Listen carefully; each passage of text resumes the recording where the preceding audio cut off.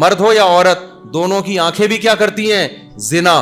اگر آپ کوئی لڑکی کسی مرد کو دیکھ رہی ہے, چاہے وہ دینی بیان سن رہی ہے ویڈیو میں اور لذت حاصل کر رہی ہے حرام تصور کر کے, تو اس کے لیے اس عالم کا بیان سننا بھی کیا ہے؟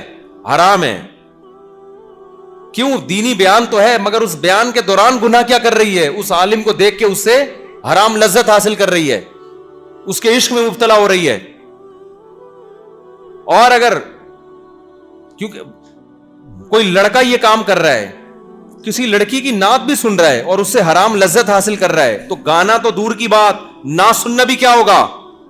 بولو نا. اب چپ ہو گئے نا, کیسے چپ ہو گئے؟ سانپ سونگ گیا ہے. آج یہ حرام کاری ہو رہی ہے کہ نہیں ہو رہی؟ لڑکیوں سے نمبروں کے تبادلے,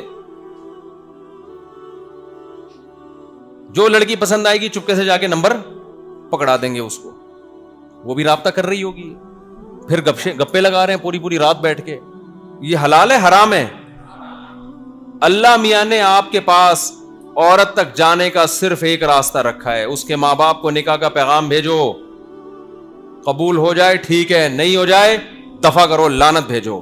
اس کے علاوہ کوئی کسی اور راستے کو اختیار کرتا ہے تو میرے بھائی میں نہیں کہہ رہا, جس خدا نے ہمیں بنایا, ہمارے پیدا کرتے ہوئے اس نے ہماری ماں کی چھاتیوں میں دودھ پیدا کر کے اپنی ذمہ داری رزق کی پوری کی, آسمان سے پانی برسا کے زمین سے تناور درخت بنایا, کتنی قدرتیں اس کی, فالق الحب والنوا. اللہ کہتے ہیں دانے گٹھلی کو پھاڑ کے درخت بناتا ہوں میں, آم زمین میں بوتے ہیں, ہزاروں آم پیدا ہو جاتے ہیں. یہ سائنسدان کر رہے ہیں یا اللہ کر رہا ہے؟ ما کان لکم ان تنبتوا شجرہا, اللہ کہتے ہیں تمہارے اندر طاقت نہیں, درختوں کو اپنے ہاتھوں سے بناؤ تم, سارے کام تو میں کر رہا ہوں, سوکھا چارہ گائے کو کھلاتا ہوں, بھینس کو دودھ میں پیدا کر رہا ہوں, تو کیا میرا یہ حق نہیں ہے کہ میں یہ کہہ دوں کہ یہ غلط ہے اور یہ صحیح ہے بھائی؟ اللہ یہ بھی کہہ سکتا تھا کہ صحیح بھی حرام غلط بھی حرام, عورت کی طرف تم جا ہی نہیں سکتے. اللہ کو حق تھا یا نہیں تھا؟ لیکن اللہ نے کہا ایک راستہ انسانوں والا, پیغمبروں والا, ایک گدھے گھوڑوں والا. پیغمبروں والا راستہ ہے نکاح کا پیغام. یہ کس کا راستہ ہے؟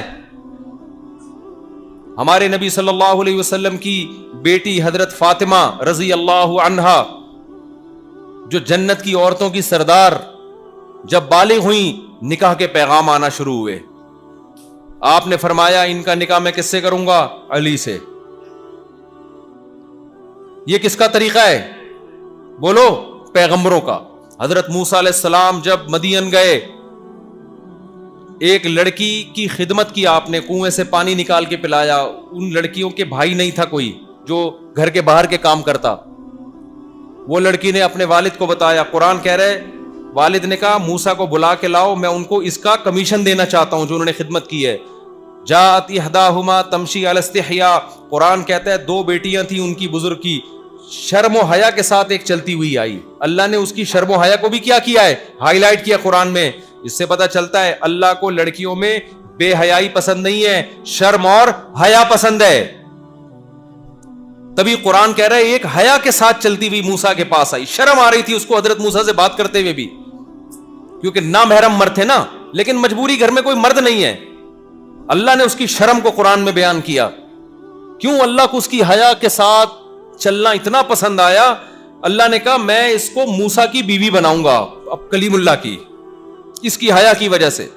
وہ حیا کے ساتھ چلتی ہوئی آئی اور کہنے لگی ان ابی یدعوک لیجزیک اجر ما سقیت لنا, میرے والد نے آپ کو بلایا ہے, آپ نے جو ہماری خدمت کی ہے, میرے والد اس کا آپ کو بدلہ دینا چاہتے ہیں. کیسا غیرت مند باپ تھا یار. آج کام نکلواؤ, پتلی گلی سے نکلو. بے غیرتی ہے یا نہیں ہے؟